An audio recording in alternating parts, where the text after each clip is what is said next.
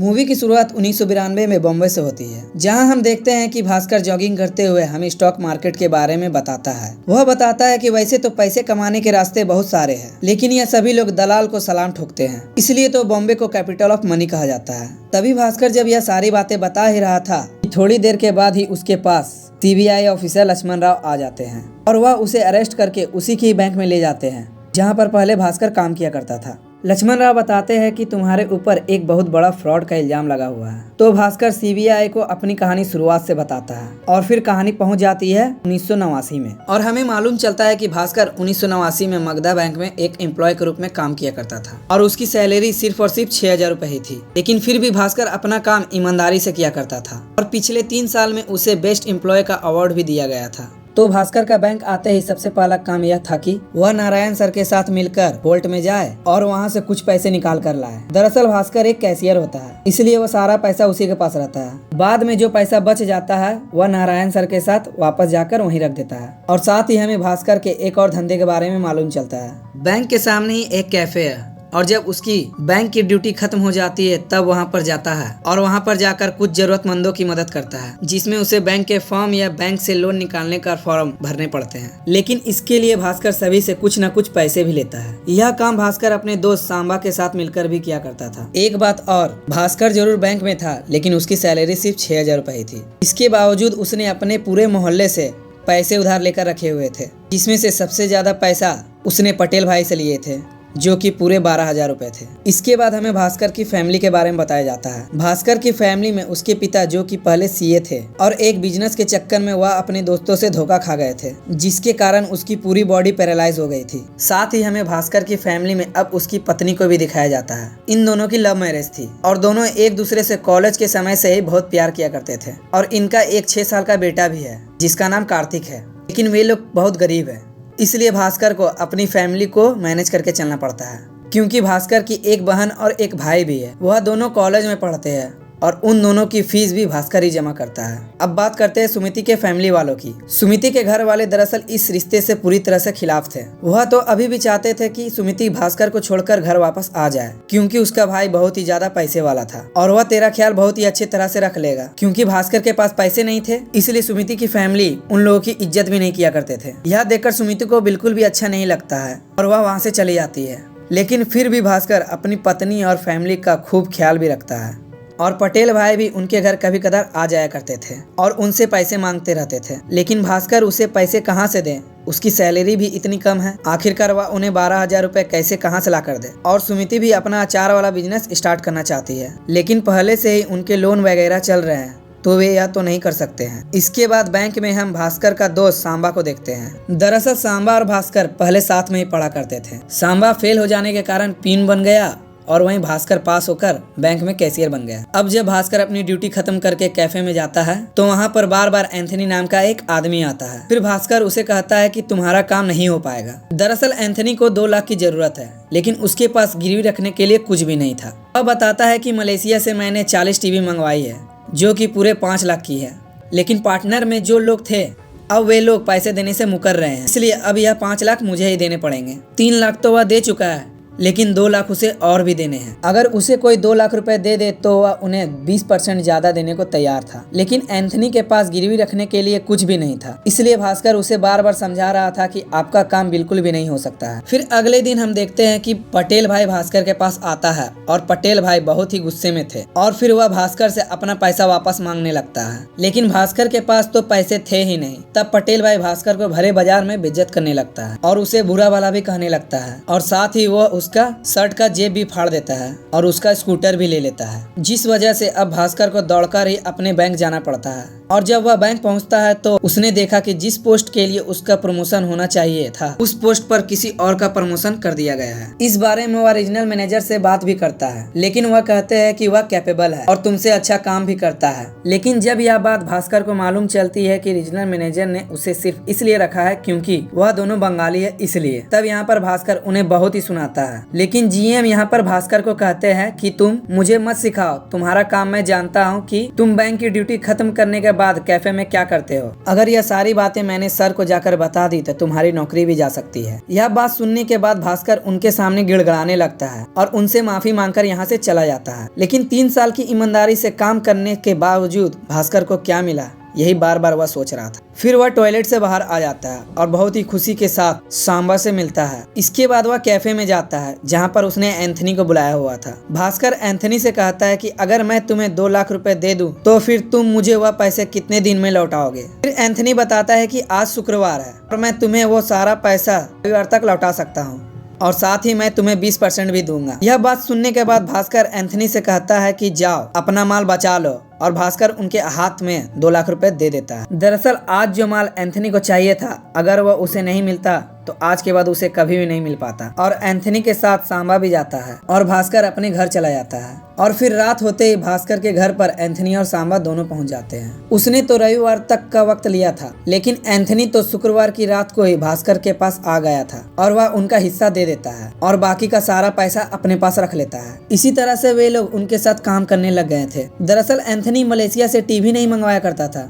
बल्कि वह तो स्पेयर पार्ट्स मंगाया करता था, जो कि उन्हें सिर्फ 40,000 की सिर्फ 10,000 में पड़ती थी और इसी वजह से उन्हें बहुत फायदा होता था। भास्कर उनके साथ भी मिल जाता है। वह बल्ट से ढेर सारे पैसे निकालता है और जब बाद में काम हो जाता है तो वह बल्ट में सारे पैसे वापस रख देता है। अब भास्कर के पास बहुत सारा पैसा आने लगा था, जिस वजह से सुमति को उस पर शक भी होने लगा था कि आखिर वह इतना सारा पैसा कैसे कमा रहा है। लेकिन भास्कर सुमिति को बताता है कि वह अपने फ्रेंड के साथ मिलकर इंपोर्ट एक्सपोर्ट का काम कर रहा है। अगर देखा जाए तो भास्कर ने झूठ नहीं कहा था अपनी वाइफ से, बस उसने थोड़ा घुमा फिरा कर सच कहा था। अब भास्कर के बेटे के जन्मदिन पर एंथनी भी आए हुए थे। एंथनी भास्कर से कहते हैं कि मेरा बेटा अमेरिका में रहता है और वह मुझे बुला रहा है, इसलिए मैं एक बड़ा काम करना चाहता हूँ और बहुत सारा पैसा अमेरिका ले जाना चाहता हूँ ताकि मैं अपने बेटे के ऊपर बोझ बन न सकूं। इसलिए मैं एक बड़ा काम करना चाहता हूँ। वह कहता है कि मलेशिया से 3 कार आ रही है जिनकी कीमत लगभग 10 लाख रुपए है, लेकिन अगर हम उन कारों को बेचेंगे तो उन कार की कीमत लगभग हम लोगों को मिलेगी 50 लाख रुपए। तो प्रॉब्लम यह है कि भास्कर अब तक बॉल्ट से सिर्फ 2 लाख रुपए ही निकाला करता था, लेकिन उसे अब 10 लाख रुपए भी निकालने पड़ेंगे। नारायण सर के सामने 10 लाख रुपए निकालने में थोड़ी प्रॉब्लम तो हो सकती है, इसलिए वह उन्हें थोड़ी सी जाल में फंसाने की कोशिश करने लगता है। वह उन्हें व्यस्त रखने की कोशिश करता है, लेकिन वह तो व्यस्त हो ही नहीं रहे थे, वह तो बोल्ट के आजू बाजू ही घूम रहे थे। अब भास्कर को समझ में नहीं आ रहा था कि आखिर अब करना क्या है। तभी भास्कर एक प्लान बनाता है। जब वह लोग पैसे वापस रखने जा ही रहे थे कि तभी भास्कर अपने फ्रेंड सांबा से कहता है कि वह नारायण के पास कॉल करे और उन्हें बात में उलझा कर रखे। ऐसे वह बात में उलझते हैं तो यहाँ पैसे रखने के बहाने भास्कर 10 लाख रुपए निकाल लेता है और अपने सूटकेस में रख लेता है। वहाँ से तो वह पैसे निकालने में कामयाब हो गया था, लेकिन अभी भी एक बड़ी प्रॉब्लम इनका इंतजार कर रही थी। जिस आदमी से इन्होंने कार की डील की थी अब वह जेल में है और अब इनके पास कोई डीलर भी नहीं है, लेकिन अभी भी इनके पास 2 दिन थे। तभी भास्कर उनसे कहते हैं कि हम आज रात ही डीलर को ढूंढेंगे। एंथनी भी अपना पूरा जोर लगा देता है और वह बहुत सारे कार डीलर के पास कॉल करने लगता है और रात को ही उन्हें एक डीलर के बारे में पता चल जाता है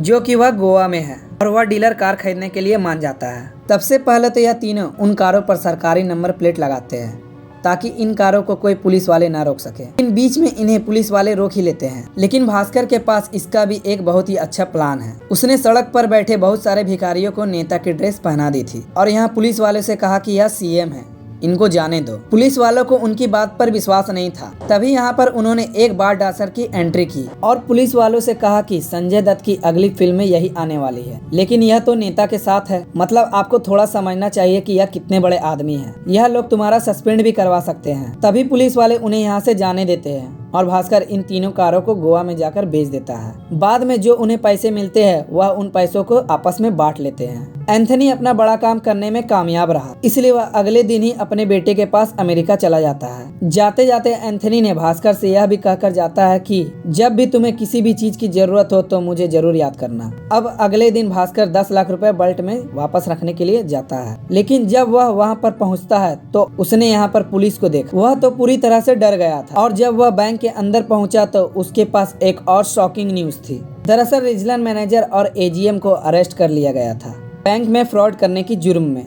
लेकिन प्रॉब्लम यह नहीं है भास्कर की प्रॉब्लम यह है कि आखिर वह इन सूटकेस से पलट में पैसे वापस रखने के लिए कैसे जाए। और जब वह नारायण सर के साथ बैंक में पैसे रखने के लिए जाता है तब वो वहाँ से 40 लाख रुपए निकाल कर लाता है, लेकिन नारायण सर उसे बताता है कि उसने 50 लाख रुपए लेकर आए हैं। तभी यहाँ पर जीएम सर आ जाते हैं और वह भास्कर से कहते हैं कि इस सूटकेस में क्या है। भास्कर कहता है कि वह अपने गाँव से आया हुआ है और जब वह वापस लौटा तो वह घर नहीं जा पाया, सीधा यहीं पर आ गया और उसे सूटकेस खोलकर दिखाने के लिए कहा जाता है और साथ ही नारायण से कहा जाता है कि तुम पैसे की गिनती करो। जब नारायण ने पैसे की गिनती की तो वह पूरे के पूरे 50 लाख रुपए निकले और जब भास्कर के सूटकेस को जब चेक किया गया तो उसके सूटकेस में भी कुछ भी नहीं था। दरअसल यहाँ भास्कर ने पहले ही सारा सेटअप कर दिया था। जब वह सूटकेस लेकर यहाँ पर आता है तब उसने सारे पैसे निकालकर अपने टेबल पर ही एक बकेट में रख दिए थे और जब नारायण ने गिनती की तो वह पूरे 40 लाख रुपए थे, लेकिन बाजू में ही एक बकेट में 10 लाख रुपए भी रखे हुए। नारायण उन्हें भी गिन लेता है और पूरे 50 लाख रुपए हो जाते हैं, जिससे कि भास्कर यहाँ पर बाल बाल बचता है।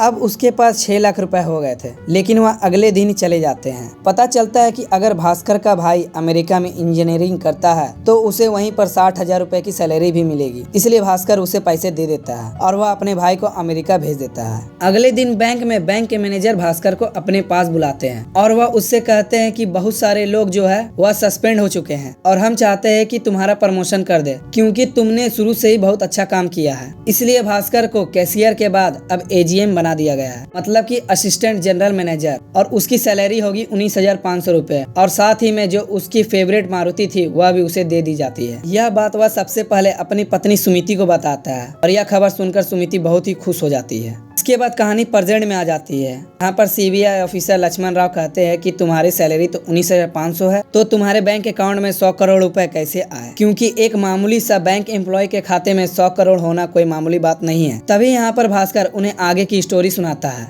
वह बताता है कि उसका काम अब हर्षद मेहरा के अकाउंट को मैनेज करने का था। वैसे तो यह नाम हर्षद मेहता ही है, लेकिन मूवी में हर्षद मेहरा कहा गया है। अब यहाँ हमें और भी चीजें मालूम चलती है कि बैंक से सिर्फ कंपनी को नहीं लोन दिया जाता है, बल्कि बैंक के द्वारा बैंक को भी लोन दिया जाता है, लेकिन उनके बीच में एक बहुत बड़े ब्रोकर का होना जरूरी होता है। तो मगधा बैंक कटारी बैंक को लोन दे सकती है, लेकिन बीच में ब्रोकर रहेंगे हर्षद मेहरा, और जब हम कटारी बैंक को लोन देंगे तो यह सारा पैसा सबसे पहले हर्षद मेहरा के अकाउंट में जाएगा और फिर हर्षद मेहरा यह सारा पैसा कटारी बैंक को देगा और लोन को चुकाने की प्रोसेस भी सेम टू सेम यही रहेगी। इसके बदले में 0.0% हर्षद मेहरा को कमीशन भी मिलता है। मगधा बैंक में सूरज नाम का एक आदमी आता है जो कि हर्षद मेहरा का असिस्टेंट होता है। वह यहाँ भास्कर से बीआर पर साइन करवाने के लिए आता रहता है। वह भास्कर से यह भी कहता है कि कभी कभार कुछ लेट भी हो जाया करेगा, लेकिन भास्कर कहता है कि कभी कभार चल जाएगा, लेकिन यह हमेशा नहीं हो सकता है। सूरज यहाँ पर भास्कर को रिश्वत देने की भी कोशिश करता है, लेकिन भास्कर वह नहीं लेता और बाद में भास्कर के हाथ हर्षद मेहरा का बैंक स्टेटमेंट लग जाता है। उसे मालूम चल जाता है कि हर्षद मेहरा के पास बहुत सारे पैसे हैं और उसके करोड़ों में ट्रांजैक्शन भी है। भास्कर को समझ में नहीं आ रहा था कि हर्षद मेहरा इतना सारा लोन लेता है, आखिर वह इतना पैसा करता क्या है। इसके बाद वह दलाल स्ट्रीट में पहुंचता है और मालूम चलता है कि हर्षद मेहरा यह सारा पैसा स्टॉक मार्केट में लगाता है। हर्षद मेहता के पास एक बहुत बड़ी टीम थी। जब कोई शेयर कम होता है तो वह अपनी टीम से कहकर वो सारे के सारे शेयर खरीद लेता है और जब उनकी वैल्यू बहुत ज्यादा कम हो जाती है तो वह अपनी टीम को कहकर वह सारे शेयर को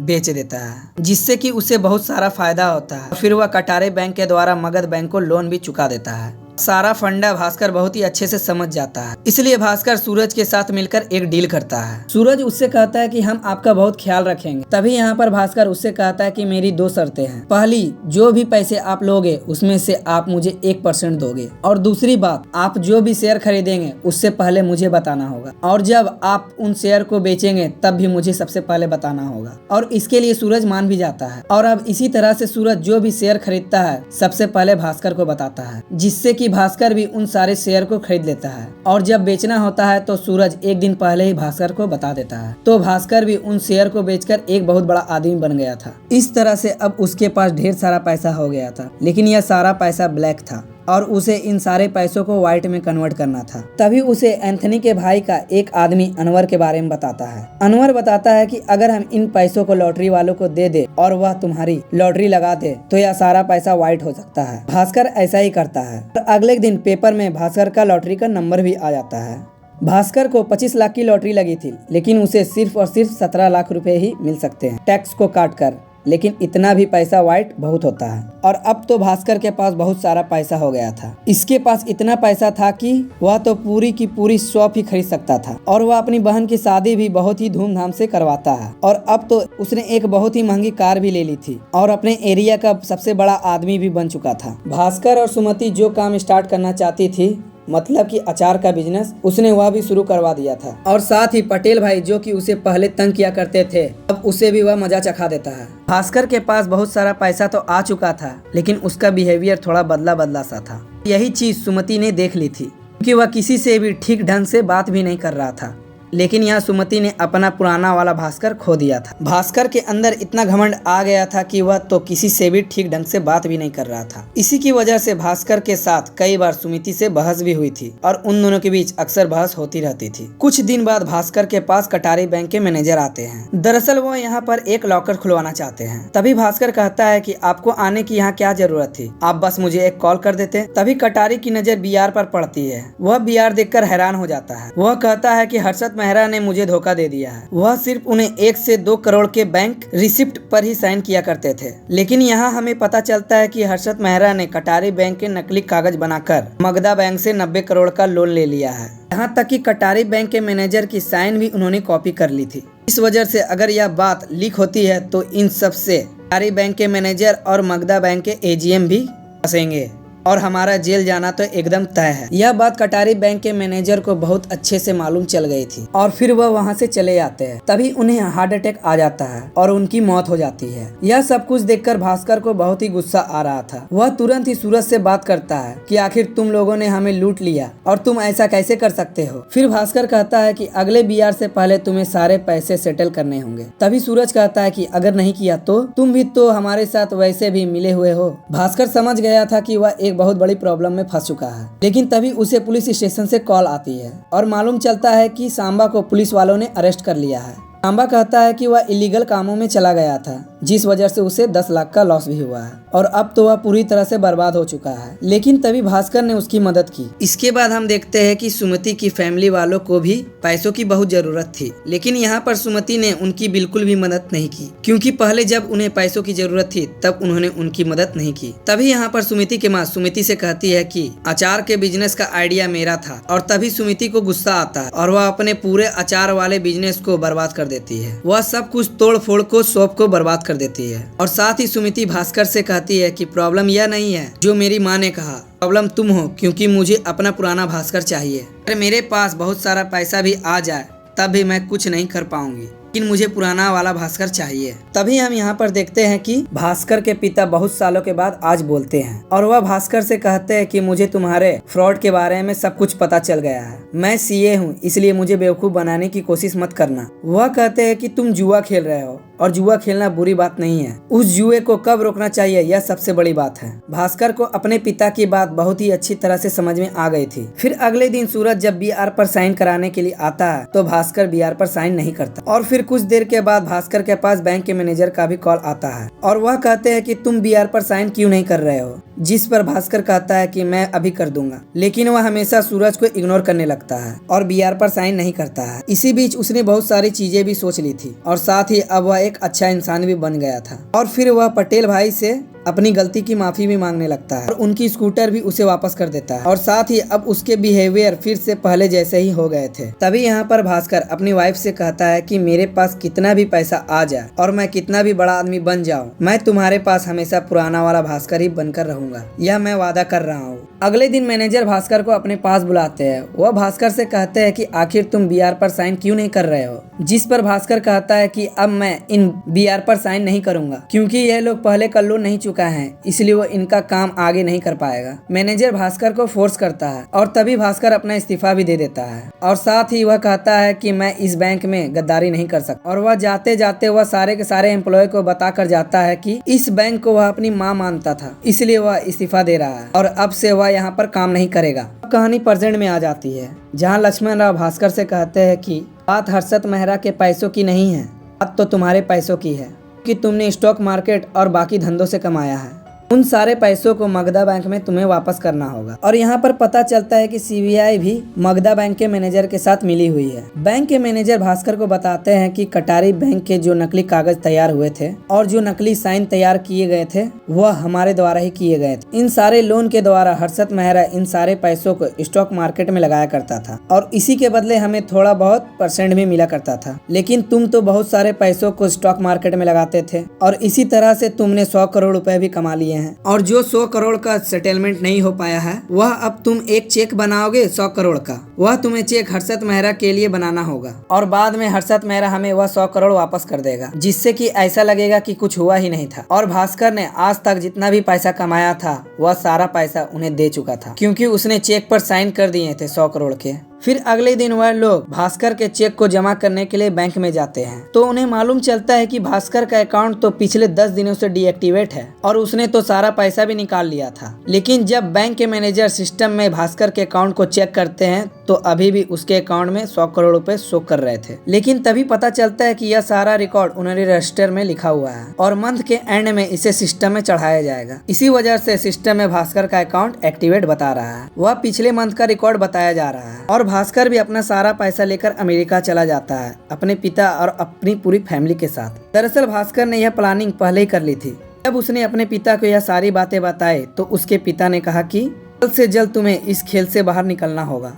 पता चलता है कि उसने आरबीआई में जाकर मगधा बैंक के खिलाफ कंप्लेन भी कर दी थी कि उसके बैंक में फ्रॉड हो रहा है। इस तरह से उसने अपने रिकॉर्ड को साफ बना लिया था और यहाँ मगधा बैंक के सारे ऑफिसर जेल जा चुके थे और सीबीआई के लक्ष्मण राव को भी जेल हो चुकी थी। इस तरह से यह सारे लोग जेल में बैठकर यह सारी बातें सोच रहे थे कि भास्कर ने कितनी चालाकी से अपना सारा पैसा लेकर यहाँ से भाग गया और इन सब में उसने हमें फंसा कर चला गया। अगले सीन में हम देखते हैं कि भास्कर ने अमेरिका में एक बहुत बड़ा रेस्टोरेंट खोला है और अब उसके पास बहुत सारा पैसा भी है और अब वह अपनी लाइफ को बड़े आराम से जी रहा है। मूवी के लास्ट में भास्कर एक बात बताता है कि आप जुआ जरूर खेलें और पैसे भी बहुत कमाएं, लेकिन एक बात जरूर याद रखें कि उससे कब बंद करना है, यह भी याद रखें। और इसी के साथ मूवी का दी एंड हो जाता है। और अब हम जल्द मिलेंगे नए दिन नए स्टोरी के साथ। Till then bye bye.